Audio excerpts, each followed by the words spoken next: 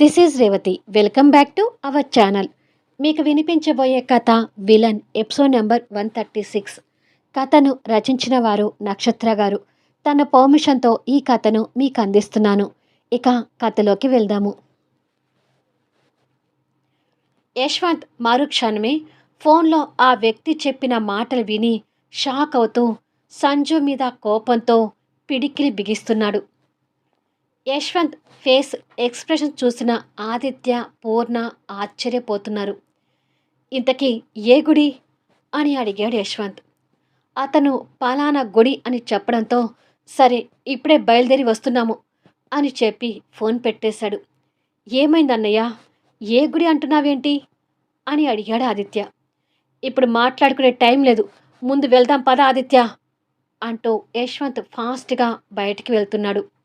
ఏమైంది ఆదిత్య అని పూర్ణ కంగారుగా అడుగుతుంటే, నాకు అదే అర్థం కావడం లేదమ్మా, నేను కూడా అన్నయ్యతో వెళ్తాను అని చెప్పి ఆదిత్య కూడా బయటికి వెళ్ళాడు.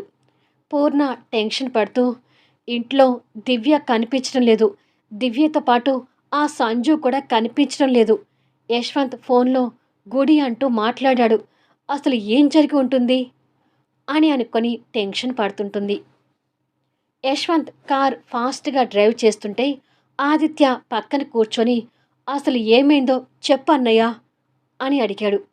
గుడిలో అభి, దివ్య పెళ్లి చేసుకుంటున్నారంట, మనం ఇప్పుడు అక్కడికి వెళ్తున్నాము అంటూ ఇంకొక మాట మాట్లాడకుండా యశ్వంత్ ఫాస్ట్గా డ్రైవ్ చేస్తూ వెళ్తుంటే అది విని ఆదిత్య షాక్ అవుతున్నాడు.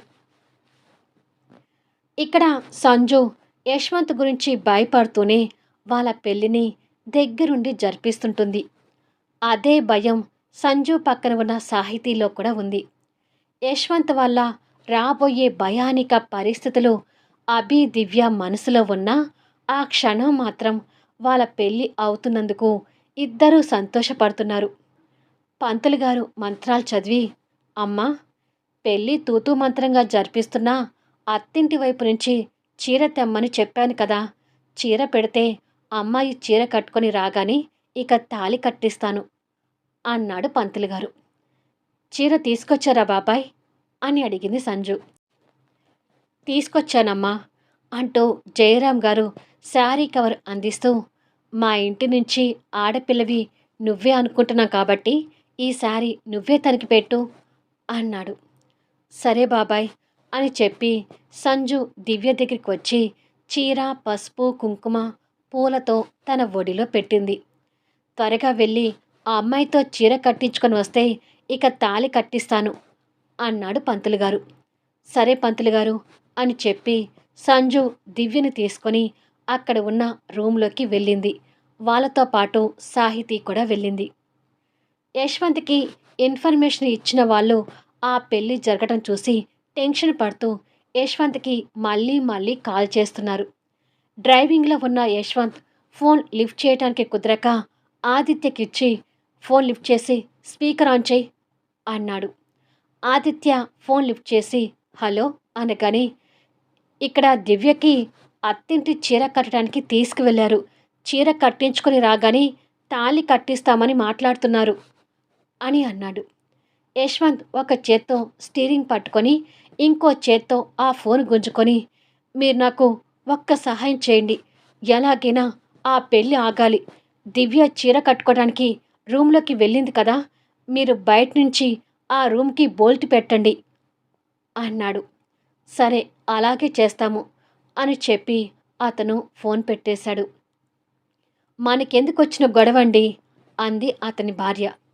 పాపం చెల్లెలి పెళ్ళి అలా జరుగుతున్నందుకు ఆ యశ్వంత్ చాలా బాధపడుతున్నాడే, మన వల్ల వాళ్ళకి అంతో ఇంతో సహాయం చేస్తే మంచిది కదా అని అనుకొని అతను వెళ్ళి ఆ రూమ్ బోల్ట్ పెట్టాడు. లోపల సంజు దివ్యకి చక్కగా చీర కట్టి, మీ అత్తింటి చీరలో చాలా అందంగా ఉన్నావు దివ్య అని అంటూ చీర కుర్చీలు సరిచేస్తుంటుంది. అవును దివ్య, ఈ చీరతో పెళ్లి కూతురి కళ ఉట్టిపడుతుంది అంది సాహితీ కూడా కాస్త నవ్వుతూ. దివ్య కన్నీళ్లతో సంజుని కృతజ్ఞతాభావంతో చూస్తూ వదినా అని పిలిచింది. చీర కుర్చీలు సరిచేస్తున్న సంజు ఆ పిలుపుకి స్టన్ అవుతూ దివ్య వైపు చూసింది. దివ్య కన్నీళ్ళు పెట్టుకుంటూ, మిమ్మల్ని ఎన్నోసార్లు నా మాటలతో బాధ పెట్టాను. అయినా కూడా ఈరోజు మీరు నాకు ఇంత సహాయం చేస్తున్నారు. మీ సహాయాన్ని నేను ఎప్పటికీ మర్చిపోలేను వదినా అంటూ దివ్య తనకి చేతులు జోడించింది. అయ్యో! ఏంటమ్మా అలా అంటున్నావు? అంటూ జోడించిన తన చేతుల్ని విడదీసింది సంజు. వదినా అంటూ దివ్య ఎమోషనల్ అవుతూ సంజుని హగ్ చేసుకుంది. వాళ్ళిద్దరినీ అలా చూసి సాహితీ కూడా సంతోషపడుతుంది. సంజు తన వెన్ను మీద చేయి పెట్టి నిమురుతూ, అక్కడ బాబాయ్ నన్ను వాళ్ళింటి ఆడపిల్ల అని చెప్పేసరికి వరుసకు నీకు వదినవుతానని నన్ను వదిన అని పిలుస్తున్నావా అని అడిగింది సంజు. దివ్య కన్నీళ్ళు తుడుచుకొని సంజుని చూసి, కాదు, ఆ వరుసతో కాదు, మా అన్నయ్యకి మీకు ఉన్న రిలేషన్ బట్టి వదిన అని పిలుస్తున్నాను అని అంది. అది విని సంజు ఆశ్చర్యంగా చూస్తుంది. మీరు చాలా మంచివారని నాకు ఇప్పుడు తెలుస్తుంది. మీరు అన్నయ్యతో రిలేషన్ ఎందుకు పెట్టుకున్నారో నాకు తెలియదు, కానీ మిమ్మల్ని ఎన్నోసార్లు నా మాటలతో చాలా బాధ పెట్టాను. నన్ను క్షమించండి. కానీ ఈ రోజు నుండి మీరు నాకు సొంత వదిన అని అంది. ఆ మాటలకి సంజు మనసులో ఏదో తెలియని సంతోషం ఏర్పడుతున్నా ఆ వరుసని యాక్సెప్ట్ చేయటానికి ఇబ్బంది పడుతూ, కానీ నన్ను వదిన అని పిలవటానికి నేను మీ అన్నయ్యకి భార్యని కాదమ్మా అని అంది. అవన్నీ నాకు తెలీదు. మా అన్నయ్యతో మీ పెళ్ళి కాకపోయినా మీరు భార్యాభర్తలే. నేను మిమ్మల్ని వదిన అని అనుకుంటున్నాను అంతే అని అంది. సంజు తన మాటలకి కాస్త నవ్వుతూ, సరేలే, ముందు నీ మెడలో తాళి పడాలి అని చెప్పి డోర్ దగ్గరికి వచ్చి డోర్ ఓపెన్ చేయబోతుంటే డోర్ ఓపెన్ కావడం లేదు. అది చూసి ముగ్గురు కంగారు పడుతుంటారు. ఎవరో బయట నుంచి డోర్ పెట్టింది, డోర్ ఓపెన్ చేయండి అంటూ సంజు తలుపులు బాదుతుంటుంది. ఆ శబ్దం ఏది వినపడని అభి, పంతులు గారు వాళ్ళు దివ్య కోసం ఎదురు చూస్తున్నారు. డోర్ బోల్ట్ పెట్టిన అతను డోర్ దగ్గర నిలబడి డోర్ కొట్టడం వింటున్నాడు, కానీ చప్పుడు చేయడం లేదు. అయ్యో! సమయానికి మన దగ్గర ఫోన్లు కూడా లేకుండా పోయాయే అంది దివ్య. యశ్వంత్ గుడి ఆవరణంలో కార్ పార్కింగ్ చేసి ఇద్దరు ఇంత పొడుగున ఉన్న గుడి మెట్లు గబగబా ఎక్కి వస్తున్నారు. పెళ్లి కూతురు ఇంకా రాలేదేంటి అని పంతులు గారు అంటూ ఉంటే, నేను వెళ్ళి చూసి వస్తానుండండి అని చెప్పి జయరాం గారు ఆ రూము వైపు వెళ్ళాడు. అక్కడ జయరాం గారికి సంజు వాళ్ళు డోర్ కొట్టడం, ఆ డోర్ ముందు ఒక వ్యక్తి ఉండటం కనిపిస్తుంటుంది.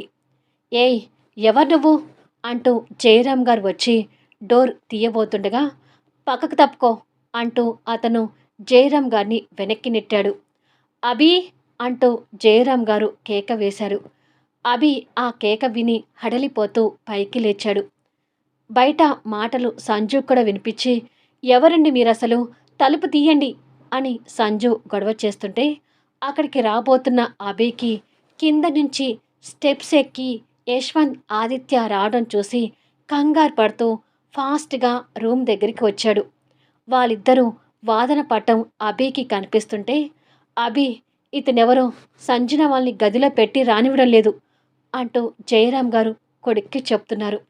అది విని అభి అతని కోపంగా చూస్తూ దగ్గరికి వస్తుంటే, అభి కోపానికి అతను భయపడుతున్నాడు.